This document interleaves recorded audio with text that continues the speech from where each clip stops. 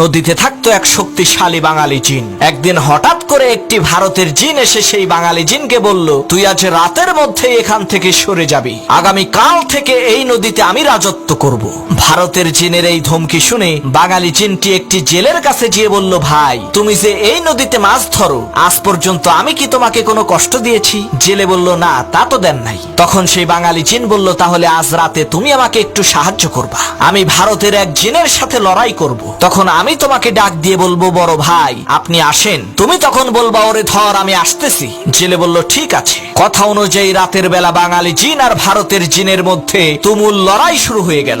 এমন সময় বাঙালি জিন বলল, বড় ভাই আপনি আসেন। তখন জেলে বলল, ওরে শক্ত করে চেপে ধর আমি আসতেছি। এই কথা শুনে ভারতের জিন বলল, সর্বনাশ, ছোট ভাইয়ের সাথে লড়াই করতেই আমার জান বের হয়ে যাচ্ছে, আর বড় ভাই আসলে তো আমার কেল্লা ফতে হয়ে যাবে। ওরে বাপুরে, আমি গেলাম।